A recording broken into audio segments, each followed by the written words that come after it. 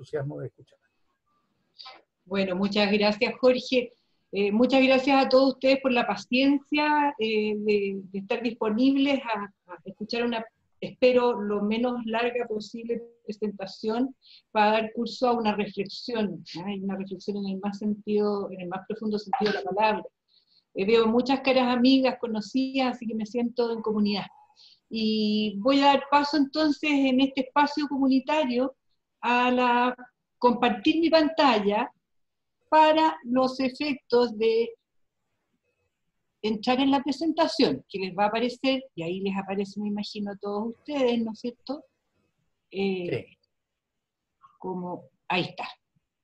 Entonces, tal como decía Jorge recién, ¿no es cierto? La idea es justamente compartir con ustedes algunas reflexiones en torno a esta pandemia, y nos estamos refiriendo a la pandemia, no solo el tema del virus COVID, sino que en el fondo todo lo que estamos viviendo. Y antes de eso a mí me gustaría así compartir con ustedes lo siguiente. Para mí, de verdad, y lo decía recién Jorge, que soy miembro de la Junta Directiva de la Universidad Miguel de Cervantes, sin duda me ha permitido participar de un mundo de posibilidades nuevas. Lo que más me ha impactado es justamente en un espíritu muy comunitario, el trabajar con rigurosidad en la tarea de crear y generar y compartir conocimiento.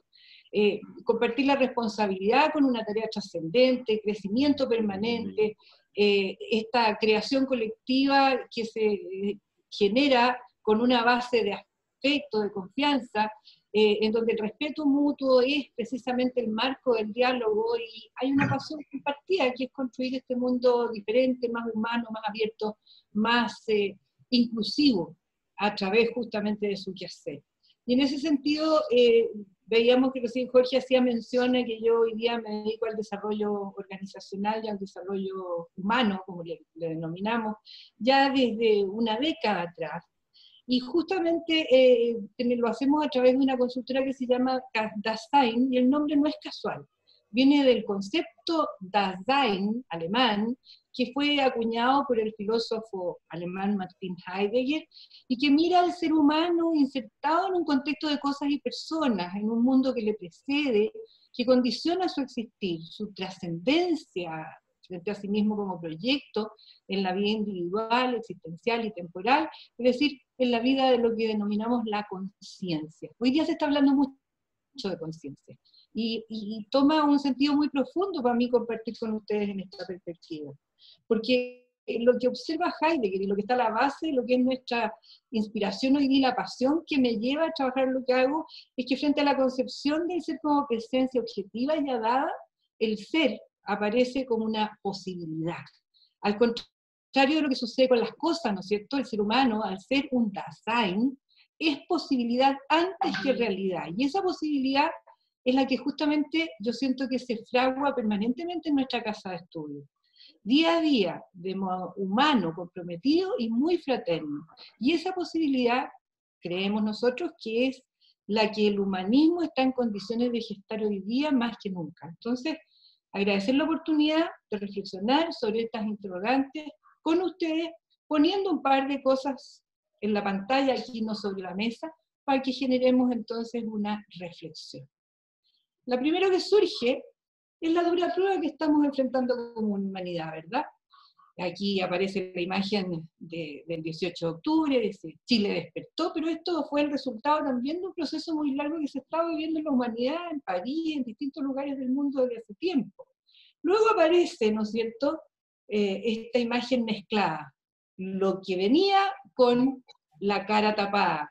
Aparece una señora que dicen que tiene, por ahí leí que decía que tenía nombre de espía de nórdica, la COVID-19, y nos va poniendo en tensión. Y todos opinamos, y hoy día yo quiero hacer una referencia, por ejemplo, la CEPAL, hace menos de una semana atrás, publica un estudio sobre justamente qué ocurre en América Latina y el Caribe frente a esta situación y los efectos económicos y sociales. Y es bien interesante de ver lo que ahí se plantea, pero yo quiero relevar dos cosas que me parecen súper importantes, que de acuerdo a cuanto más rápida y contundente sea la respuesta, menores van a ser los efectos negativos. Y lo segundo es que hace referencia precisamente a un tema que nos convoca hoy día, es decir, que la acción de los gobiernos se está llevando a cabo sobre la base de pruebas y errores, ensayo y error. No sabemos lo que hay que hacer. Incluso es más, la crisis está adquiriendo elementos de crisis política cuando observamos la frecuente contradicción entre las distintas autoridades, las locales, los gobiernos centrales, en fin, que justamente cuando no nos hacemos cargo del efecto más brutal sobre las personas más vulnerables, nos ha llevado que ya se está llevando a cabo el estallido social. Entonces, ¿cómo? Y ahí te viene la pregunta, ¿cómo es que producimos resultados que nadie quiere? Hay una serie de datos ahí que es bien interesante que ustedes lo miren, pero que además lo acompañemos con la reflexión. Octubre del 19, el octubre del año pasado, COVID-19, cambio paradigmático en curso. Precisamente aquí empiezan a aparecer nuevas cosas. Estamos ante un cambio de escenario radical, que va a afectar sin duda las relaciones sociales, entre empresas, organizaciones, que va a obligarnos a modificar prácticas habituales cuyo impacto y profundidad desconocemos. Luego, las herramientas con las que contamos y los que las lideran van a tener que someterse a revisiones permanentes, no solo en cambios de procedimiento. Van a estar nuestros líderes más exigidos que nunca antes en sus resignificados, en las correlaciones y sobre todo en las prácticas. Y ahí vemos la vara, la pertinencia, la empatía, la capacidad de asimilar diferencias, con herramientas propias de las disciplinas, con oficios, pero también con las experiencias desde lo político y de lo público. Y vamos a evaluar las herramientas, las de comunicación, pero sobre todo las de relacionamiento, vinculación entre las instituciones, y así como fuera de estas apuntando justamente a buscar nuevas ideas, nuevas formas de comportarnos para proyectarnos ante este nuevo panorama. Y aquí aparece lo que sabemos todos, las confianzas, para poder establecer alianzas público-privadas, van a tener que revalorizarse totalmente, lo social, lo político, los escenarios que de aquí se abren para los colaboradores, las audiencias, la reputación adquirida, los stakeholders comienza a ponerse a prueba. Entonces, veremos lo que vendrá. El temor, la desesperación de estos meses, lo subjetivo ante lo incierto, justamente son temas que tenemos que contemplar, cómo participamos y nos interconectamos tanto en el reconocimiento de las personas y la validación de los discursos previos, pero también las contranarrativas y los contenidos, es una cosa que estamos mirando todos los días. Y luego poner atención a los elementos simbólicos de la construcción personal y también colectiva, los climas comunicacionales. Vamos a tener que poner mucha atención y tener que ser capaces de captar, conciliando los diagnósticos previos que ya se venían instalando desde ese tiempo, con los nuevos diagnósticos que seamos capaces de levantar y evidenciando esta fragilidad que tenemos de nuestro modelo de desarrollo. Entonces lo que hoy día se está jugando es el futuro de las personas, por cierto, que estamos congregados en empresas, instituciones, en organizaciones, y cómo nos adaptamos a este escenario frágil, al cambio, el cambio permanente, continuo, de estrategias que antes habían sido concebidas, pero que hoy día a lo mejor hay que reeditar, y los que lideran los equipos y las estrategias deben ser capaces de visualizar naturalmente estos cambios de manera rápida. Entonces aquí surge el concepto básico: confianza, respeto, colaboración, interdependencia, tantas declaraciones que hemos hecho durante tanto tiempo, pero ¿cómo se expresan hoy día? Fíjense que esta imagen, que es bien interesante, es una mariposa, pero la mariposa se convirtió en mariposa después de haber sido oruga. Y hay un proceso, y en ese proceso siento que estamos. La mariposa ya no vuelve a ser oruga, nosotros ya no vamos a hacer lo mismo que antes. Entonces, ¿qué estamos haciendo? Estamos viviendo una transformación cultural enorme que se hace cargo de todo esto que hemos mirado, ¿no es cierto?, y todo lo que nos va pasando por la mente mientras ustedes me están escuchando, pero que dice directa relación con lo que le sucede a cada una de las personas en su propia individualidad. Estoy mostrando aquí la típica pirámide de las necesidades de Maslow, que habla que el ser humano vivimos siempre en la búsqueda de cubrir nuestras necesidades, y hoy día están puestas a prueba las más básicas, las fisiológicas, las de salud, la de sobrevivencia.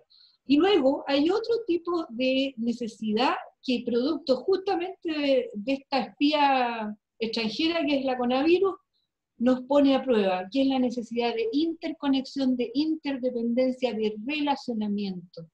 Estamos aislados tratando de conectarnos para entender lo que ocurre. Y ahí entonces invitarnos a la reflexión. Nuevamente la pregunta, ¿cómo es que producimos resultados que nadie quiere? Y por ejemplo en la empresa, en la organización, está ocurriendo lo mismo.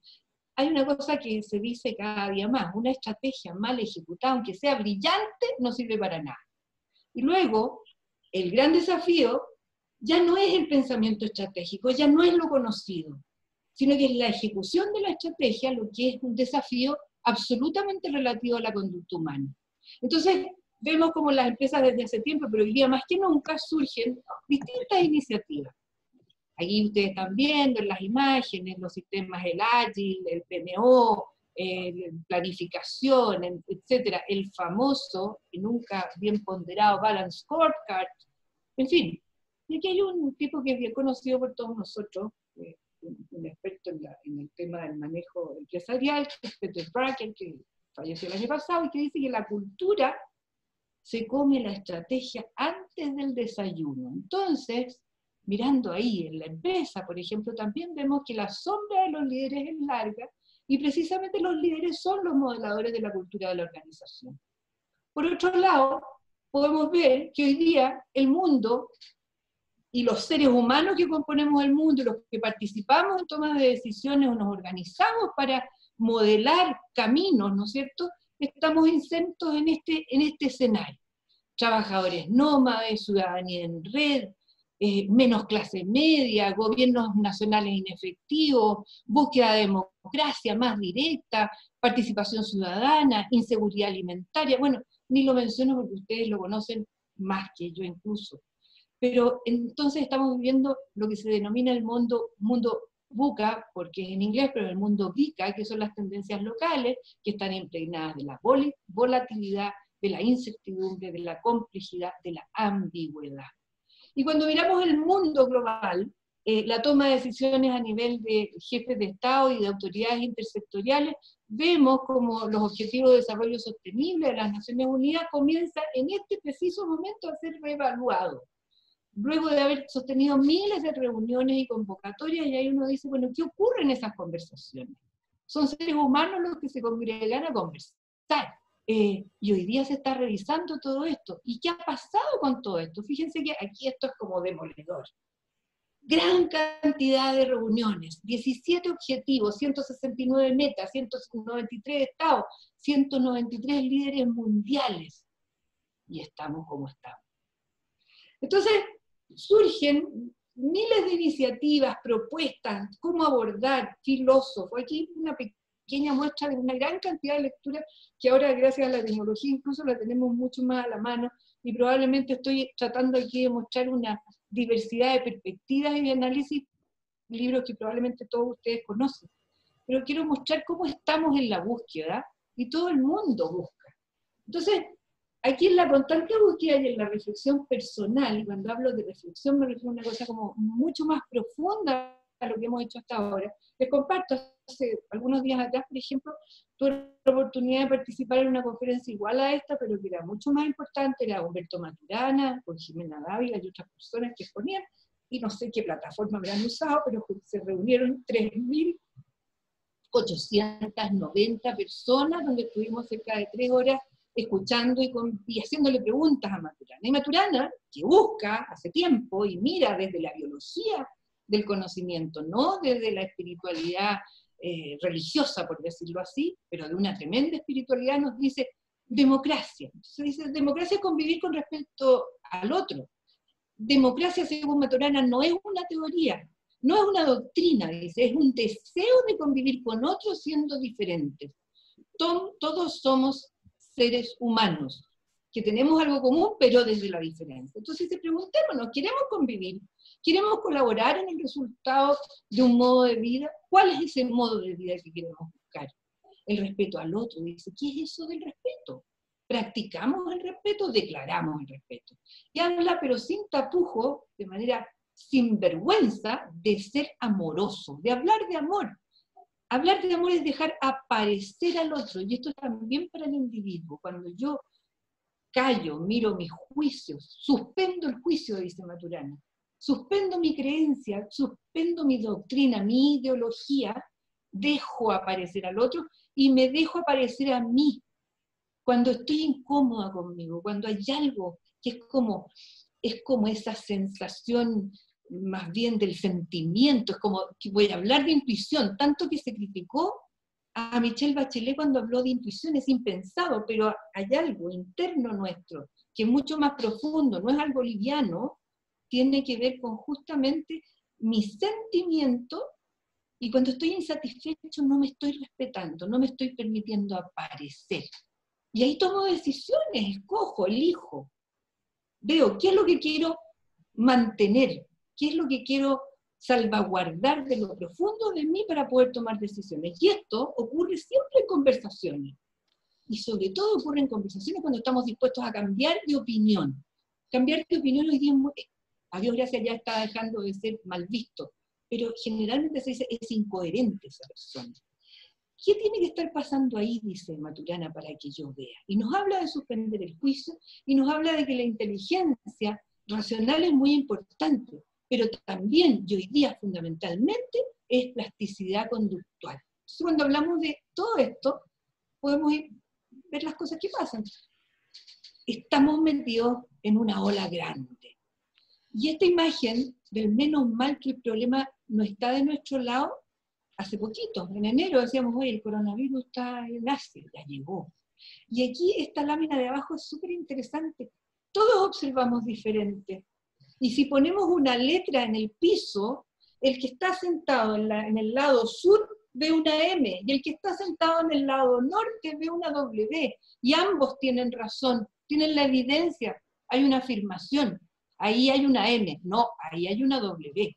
Eso tiene que ver con quiénes somos, cómo operamos y qué pasa en nuestro interior también. Entonces, la reflexión personal que surge es, ¿cómo aprendo a colaborar, a convivir, a suspender mis juicios, a estar dispuesta a cambiar de opinión? Es una pregunta que nos hacemos todos, también los que militamos en política. Esto es muy duro, es muy difícil, suspender el juicio. Y eso tiene que ver con cómo soy capaz de meterme hacia adentro en mi condición interior. Entonces, bueno, sabemos, somos razón, somos cuerpo, somos emoción en el mismo nivel. Somos esencialmente diferentes. Hablamos de valorar la diferencia. No hay un riesgo, porque observamos de distintos lugares y enriquecemos la discusión. Nuestras creencias también son importantes porque nos permiten cosas, pero también nos limitan. Y justamente las podemos modular junto a la creencia del otro. Y siempre pensamos que el líder, el dirigente, lo hace bien cuando habla bien. Yo misma estoy tratando de hablar bien. La idea es que lo hace bien cuando escucha bien. Quiero avanzar con ustedes para mirar cómo escuchamos entonces. Las conversaciones son poderosas cuando aumentan esta visión de futuro y nos permiten entonces dejar aparecer al otro, a mí, y además identificar, enrolar, construir, conmover al otro. Fíjense que a propósito de colaboración e interdependencia en tiempos es como en tiempos del cólera, ¿no? Aquí estoy mostrando, y mírenlo así, no lean esto, sino que quiero manifestar la gratitud por una mujer extraordinaria que tiene una tremenda experiencia en el ámbito de la gestión empresarial, del desarrollo humano, organizacional, y que he estado yo trabajando con ella últimamente, y me hizo un tremendo aporte a esta presentación con ustedes, me entregó muchas ideas, mucha información para compartirla, y que dice relación con nuevas miradas respecto de esto y que yo quiero compartir con ustedes. Por ejemplo, no sé si ustedes ubican a Otto Scharmer, que es un profesor del MIT de Massachusetts, profesor en Beijing también, ha hecho un aporte muy interesante a todo lo que son estas búsquedas de nuevas respuestas, ¿no? Y ha creado lo que se denomina la teoría U, en conjunto y colectivamente con mucha gente. Y se refiere a un marco conceptual y metodológico para liderar estos procesos de transformación y de innovación profunda. Entonces, lo que él plantea es un modelo de aprendizaje de innovación a través de la acción que integra cabeza, corazón, manos ciencia, conciencia y cambio social profundo en la lógica del pensamiento sistémico y de la autoobservación, el conocerse a sí mismo y el arte social. Aquí forma parte Scharmer de movimientos mundiales que ustedes lo deben saber, en las universidades tenemos conocimiento de esto, pero mencionar dos. Hay una, es una iniciativa de activación ecosistémica, se denomina, que es la ULAP, que reúne a más de 100.000 personas en 185 países en relación a los temas que nos preocupan, así como también el proyecto Gaia de activación global emergente, con más de 10.000 inscritos para afrontar los retos actuales. Y en relación a la teoría 1, dice aquí, ¿por qué y para qué la teoría 1? Bueno, en primer lugar, para ver por qué generamos colectivamente las respuestas que individualmente casi nadie quiere. Si ustedes se fijan en la imagen, aquí se ve un telescopio hacia el universo, pero también hacia sí mismo. Y ahí está el tema, ¿cómo nos miramos? ¿Cómo accesamos y ponemos en acción la sabiduría que es colectiva, inherente a los sistemas, pero cómo las podemos ayudar a las personas y a los sistemas a mirarse a sí mismos? Esto de tomar conciencia de mí. Y aquí entonces la teoría U, que es bien interesante, dice relación con este viaje de transformación personal, organizacional y social para transitar, como plantea, del ego al eco. Y se trata, de acuerdo a esta lámina, que la vamos a ver un poquito más adelante con mayor detalle, de cruzar el umbral para poder alcanzar esa cima del futuro.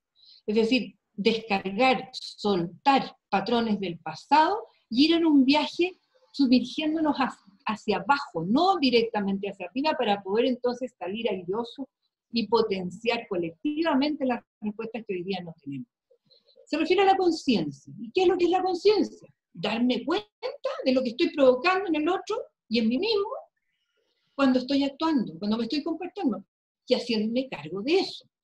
De acuerdo a esto, la desconexión entre nuestra conciencia colectiva y nuestra acción colectiva nos lleva justamente a crear estos resultados que nadie quiere. Y cuando hablamos de conciencia, hablamos de la conciencia ecológica, yo y lo otro, y sabemos muy bien, no me voy a referir al tema de la ecología porque ya es conocido, la conciencia social, yo y los otros, las personas, los seres humanos, y ahí hay cifras que incluso ya hoy día están obsoletas. No, las 2.500 millones de personas que subsisten con menos de $2 ya no creo que es $1.60 o algo así. Y la conciencia espiritual, lo profundo, yo y mí mismo, el emocional, mi sentimiento, porque justamente los tomadores de decisión estamos cada vez más desconectados de las personas frente a las decisiones que estamos tomando.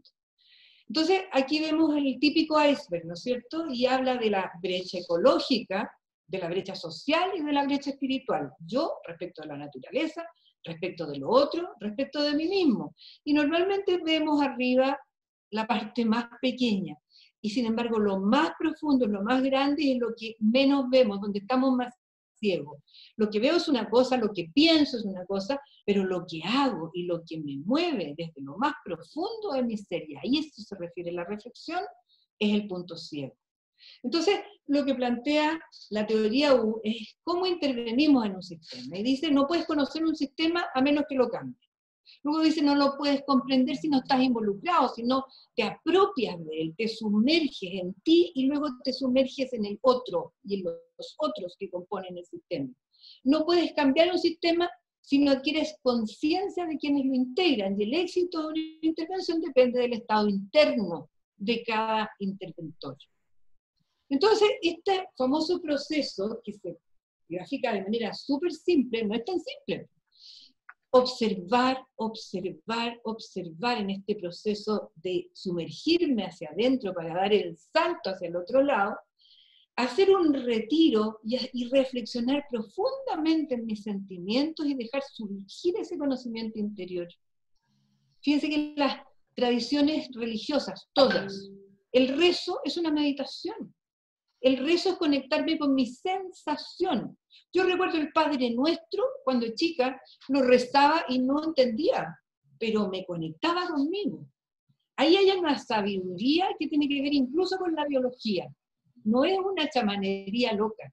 Y esto dice relación con que de ahí emerja un tema personal y profundo que se conecta con un tema colectivo, adquiriendo conciencia y que nos permite actuar, instalando lo que se llaman prototipos o planes de acción.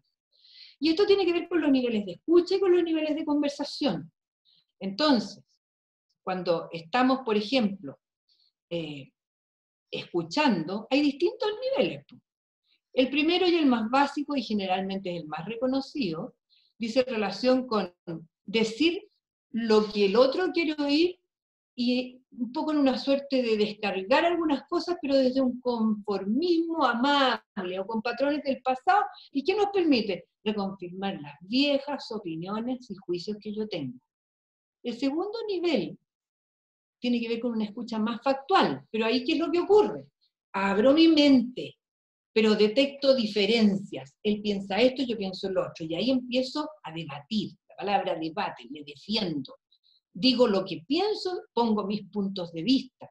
Si logro abrir más mi mente y aplico curiosidad y suspendo mis juicios, ¿qué hay detrás de lo que me está diciendo? ¿Cuáles son sus patrones de creencia? Porque a lo mejor hay algo que permite desconfirmar algún dato mío para confirmar un nuevo dato que se avecina, que me aporta, para llegar después más profundamente a una indagación reflexiva, que tiene que ver con la conexión emocional de los sentimientos. Esto tiene que ver con el corazón abierto, la compasión, tener una pasión compartida con el otro, viendo a través de los ojos del otro y sintiendo desde ese campo. Y finalmente, la escucha creativa, colaborativa, que lo que permite es generar desde el futuro que quiere emerger aquello que no sé, y eso tiene que ver con la voluntad, tiene que ver con tener valentía de decir que ya no, dejo ir ciertas cosas, cambio de opinión, y dejo venir nuestras nuevas cosas conectando con la totalidad de este mundo del emergente en el cual no tenemos respuesta. Y cuando miramos los niveles de conversación ocurre lo mismo. Primero, descargo, hablo, quiero oír, pero con una suerte de conformismo, en un estado de burbuja, por arriba, superficial, no viendo. Luego me meto en el debate rudo, digo lo que pienso, pongo mis puntos de vista, mi divergencia, reactivo. Yo versus tú. Al diálogo llegamos ya cuando estamos más profundamente indagando reflexivamente, mirándome a mí mismo dentro de la totalidad, y paso de defender a indagar sintiendo. Y ahí empiezo a crear un sistema reflexivo que nos permite replantearnos, para llegar al de la creatividad colectiva, que es el más profundo y que dice, hablando desde lo que está cambiando, que produce un flujo creativo y un sistema generativo, regenerar. ¿Se fijan cómo esto tal vez tiene relación también con cómo vamos revitalizando el humanismo, no solo desde el pensamiento y la idea, sino que del comportamiento? Esto es muy cristiano, yo lo vi, me sentí profundamente conmovida y además identificada. Entonces, ¿cómo reaccionamos en momentos disruptivos como el actual, o como el octubre del año pasado, o con todo lo que se venía desde hace tiempo?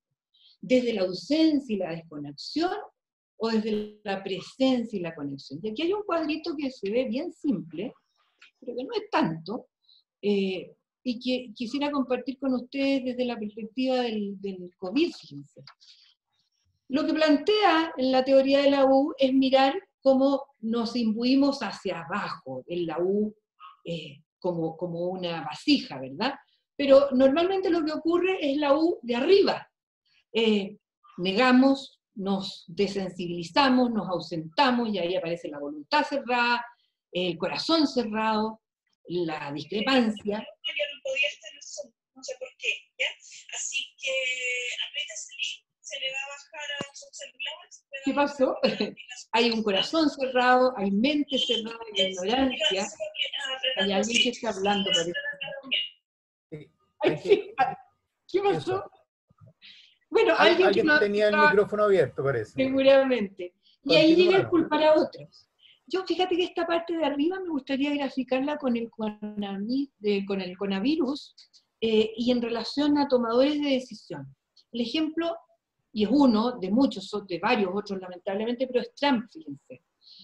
Donald Trump, y aquí me voy a poner los lentes porque voy a ver un par de datos antes de ponerme a hablar. Cuando miramos el negar, fíjense que aparece el coronavirus, y lo primero que hace Donald Trump es desmantelar la infraestructura de salud pública de emergencia al mismo momento en que aparece, o incluso antes, pero mantiene el desmantelamiento, niega la realidad. Mientras Singapur, Taiwán en enero ya estaban reconociendo, mientras la Angela Merkel declara que 2/3 de los alemanes se van a contaminar, él niega. Luego se desensibiliza, no apoyó justamente a los compatriotas suyos que estaban en un crucero, que necesitaban ayuda sanitaria, se hizo el leso, como no reconociendo números que podían demostrar que Estados Unidos estaba aumentando en su cantidad digamos, de personas afectadas. No hubo compasión, no hubo empatía. Luego se ausenta, se va hacia atrás, ahí hay miedo probablemente. ¿Qué es lo que hace? Los kits para la pandemia de pruebas de Roche no los compró inicialmente, cuando ya todo el mundo estaba comprando, cuando Alemania ya estaba premonido totalmente de esto. Incluso es más, ustedes recuerdan que el gobierno corporativo, por una perspectiva ética de un laboratorio con asiento en Alemania, que era CureVac, que tenía acceso a las vacunas, que estaba vendiendo vacunas, denunció que Trump lo que hizo fue ofrecer grandes sumas de dinero para poder hacerse de uso exclusivo de estos medios. Luego, lo que hace es que culpa a otros. Empieza a hablar de que ellos son los responsables, los chinos. Luego habla del virus, de este virus extraño. En fin, y termina destruyendo confianza. Lo que hace, no solamente con el acceso exclusivo justamente a las vacunas, sino que también destruye confianza cuando rechaza el multilateralismo en distintos temas, o cuando se plantea como se planteó en el Acuerdo de París frente al cambio climático, en fin. Entonces, ¿qué va produciendo con eso? Produce destrucción, autodestrucción. Bueno, y vamos a ver lo que pasa. No creo que Trump caiga, pero sí se le está complicando el panorama. En cambio, nos encontramos con otros líderes del mundo que han empezado a reaccionar de manera diferente. Es decir, frente a una actitud de ausentarse desde arriba, como en la U hacia abajo, versus la otra, en donde hay resonancia, donde se produce una resonancia colectiva en vez de separación, pareciera ser que esta teoría no está tan errada. Entonces, a partir de esto lo que vemos es justamente los cambios de valores que se están empezando a producir. Ya la gente va tomando más conciencia, está el mundo preocupado de lo que le pasa al vecino, en fin, pero uno en un nivel mucho más de comunidad. ¿Cómo se expresa eso en relación a lo que son las grandes declaraciones? Tenemos claro que el despotismo, esta idea del autoritarismo, el castigo, el maltrato, el trabajo bajo presión, las estructuras rígidas, el orden, la disciplina, son valores que empiezan ya cada vez más a cambiarse por colaboración, empatía, apertura, integridad, transparencia, equidad, armonía, vulnerabilidad. Bueno, estamos hablando de los cambios de conducta que se requieren. Entonces miremos esta imagen. La busqué harto, y encontré que era bien inspiradora. ¿El qué? Todos sabemos qué es lo que queremos buscar para la humanidad, sin duda. A todos nos mueve un propósito similar. La diferencia es en el cómo. ¿Cómo nos comportamos para lograr aquello?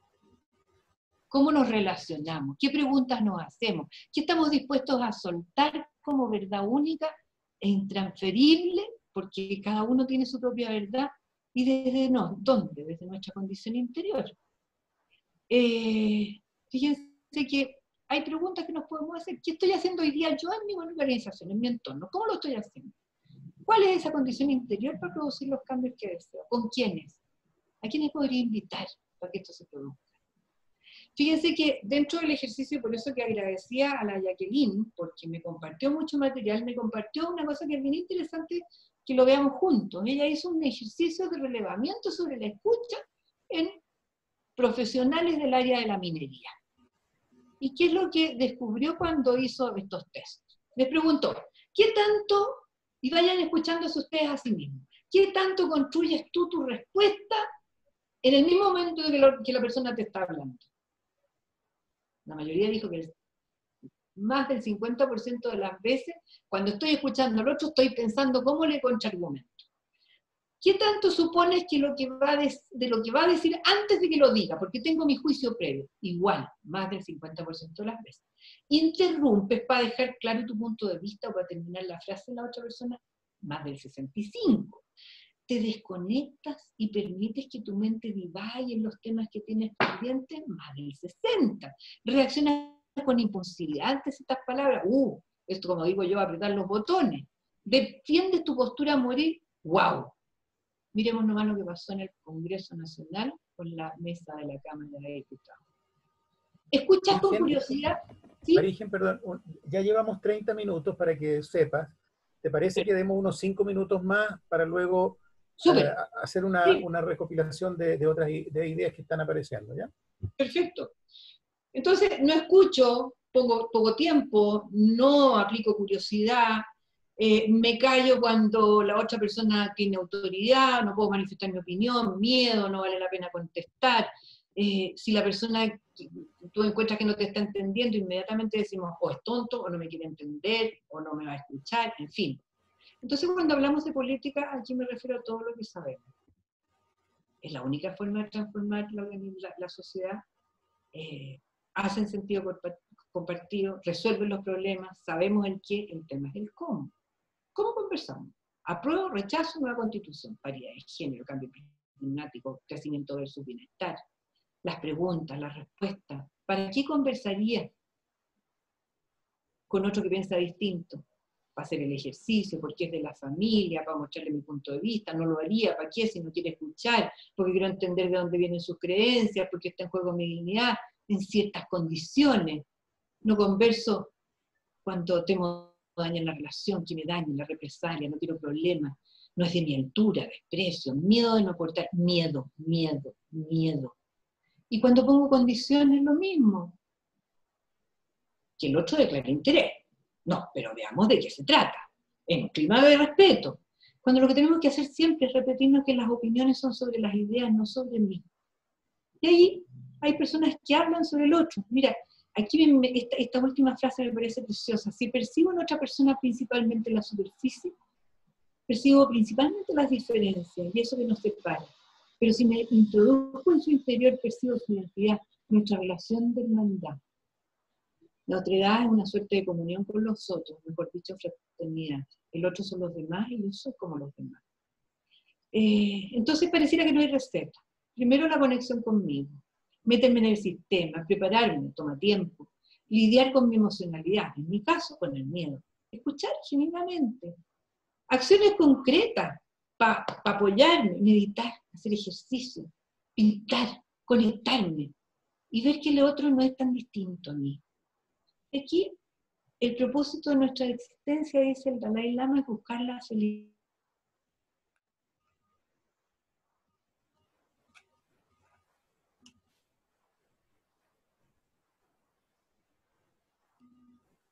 Existe, pero no lo hacemos, no elegimos.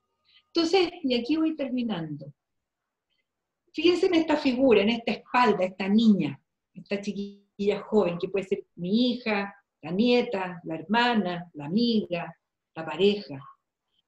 Si miramos desde el humanismo, pero desde el humanismo profundo que está en el alma y en la profundidad de cada uno de nosotros a partir de las doctrinas, si miramos el humanismo que ha estado siempre tan presente en nuestra cultura, pero no sé si tanto en nuestra acción, tenemos claro el qué. ¿Sabemos el cómo? ¿Cómo lo practicamos? ¿Desde dónde? Desde nuestra condición interior. ¿Cuál es ese? Miren esos niños. ¿Cómo asegurar un futuro para ellos? En definitiva, yo creo que, y todos ustedes, comparto y traté de pensar qué estarían pensando ustedes. El temor no nos puede paralizar, esta oportunidad la asumimos colectivamente o no podemos. Nadie sale aislado. Ejercicio ineludible, colectivo, desde nuestra esencia, desde otro lugar. Y los que somos creyentes no es casual, que hoy día, Jueves Santo, nos reúne esta reflexión acá, al seno de nuestra universidad. Entonces, ¿cuáles son las preguntas? ¿Qué respuestas podrán aparecer? Esa foto me hizo mucho sentir, me emociono de verdad cuando la miro. Por lo tanto, creo que la pandemia nos da una tremenda oportunidad para que el humanismo sea de verdad algo propio de nuestra esencia más profunda, de nuestra conducta y de su vida, para alcanzar el otro lado. Eso. Gracias. Marija.